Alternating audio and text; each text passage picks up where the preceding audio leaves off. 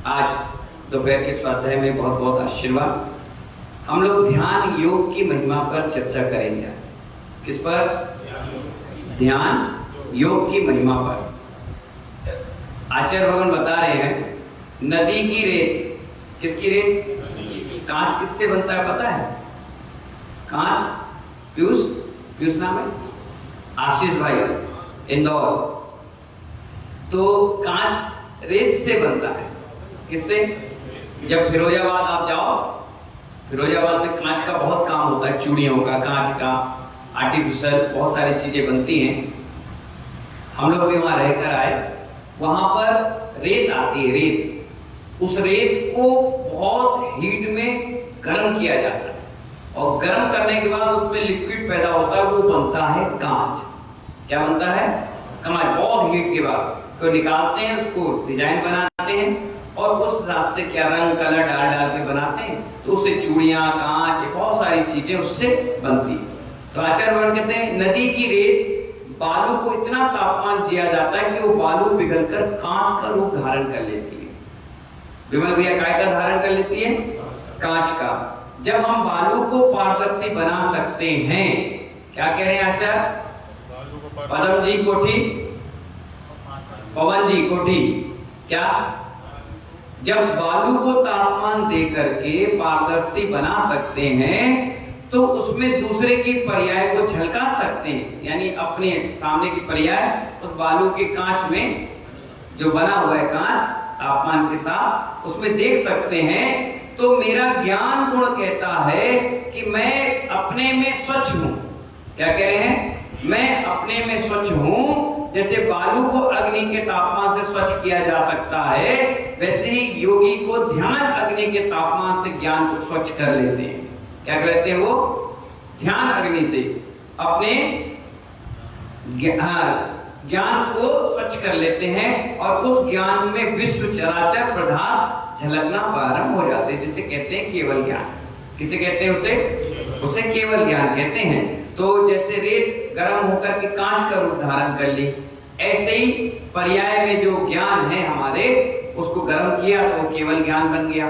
जैसे कांच में अपन दूसरे के चेहरे देख लेते हैं, अपने चेहरे देख लेते हैं, दूसरे की पर्याय को देख लेते हैं, ऐसे ही केवल ज्ञान में चराचर युगपत सारा का सारा विश्व अपने आप झलक जाता है।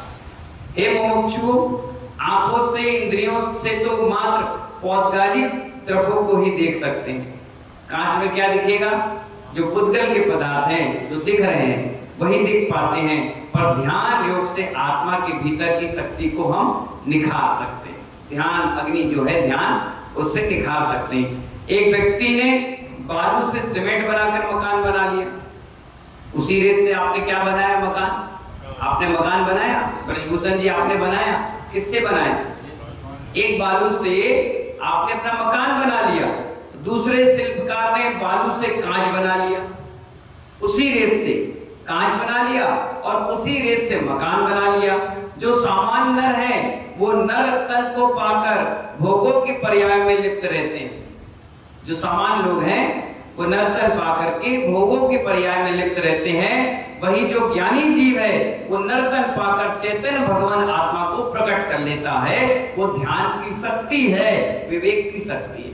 रेत तो वही है, मकान भी बना लिया और क्या कर लिया? कांच भी बना लिया। और आचार्य बन के जन्म तुमने भी लिया और जन्म हमने भी लिया।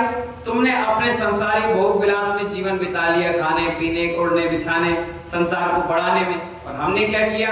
उसी तन को प्राप्त करके उस तन में आत्म चेतना, आत्म भगवान को जागृत किया और भगवान आत्मा बन गए। आचार्य कहते हैं, हे श्रवण, तुम परम वैज्ञानिक हो। क्या कह रहे हैं? वैज्ञानिक भी नहीं केसी जन साहब, परम वैज्ञानिक हो। यदि विकल्पों की गर्मी में उलझे रहोगे तो ज्ञान तंतु को नष्ट होंगे। क्या हो जाएंगे? विकल्पों की गर्मी में उलझे रहोगे तो ज्ञान तंतु को नष्ट कर दोगे। यदि साधना की तत्व की लीनता में चले जाओगे तो ज्ञान तंतु विद्वान हो जाएंगे। अब आप देखिए, आप लोग कहते हैं हर मुनिराज, हर उपाध्याय और आचार्य की बुद्धि इतनी तेज क्यों होती? अब देखिए, बुद्धि तो उतनी ही है जितनी आपके पास है। हम लोग कोई अलग से नहीं लगाए और ना कोई ऐसी चीज खाने से बुद्धि बढ़ गई। हमने विकल्प को कम कर दिए। क्या कर दिए?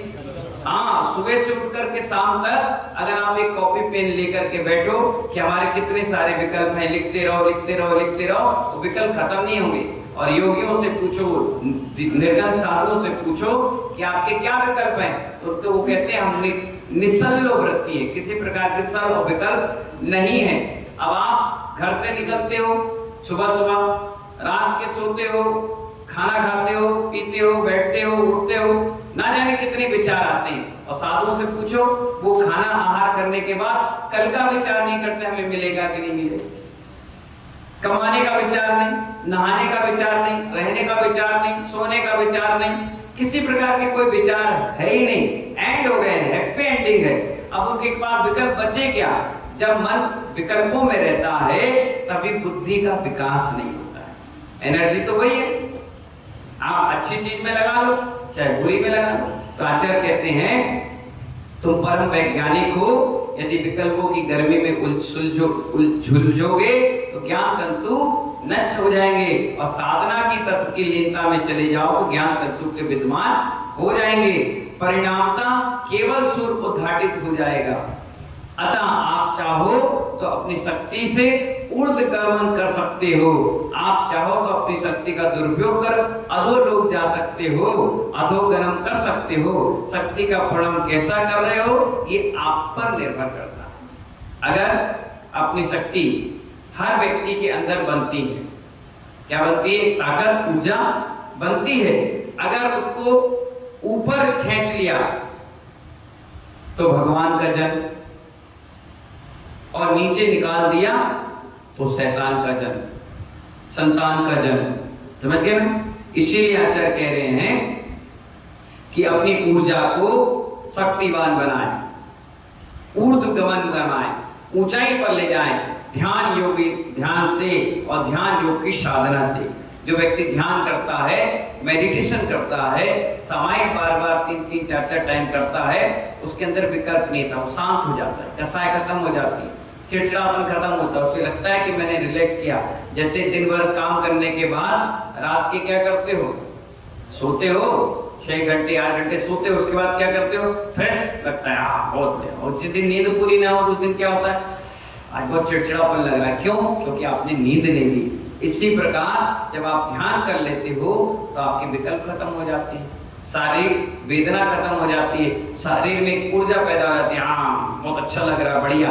और ध्यान ये अग्नि से सारे कष्ट भी नष्ट हो जाते हैं। तो आचार्य कह रहे ध्यान योग की महिमा इतनी अपरंपार है कि लिखते लिखते कागज और लेखनी और समय, ऊर्जा सब समाप्त हो जाएगी, लेकिन ध्यान समाप्त नहीं होगा। इसलिए अपन को ध्यान अग्नि बनाकर रखना है। रेत को मकान बनाने में खर्च नहीं करना है, सुंदर कांच बनाने में खर्च करना है, जिससे हम पर्याय को देख लें, ऐसे ज्ञान चक्षु को बर्बाद ना करके केवल ज्ञान में प्रकट कर लें। ऐसी मंगल भावनाओं के साथ जय बोले आदिनाथ भगवान की।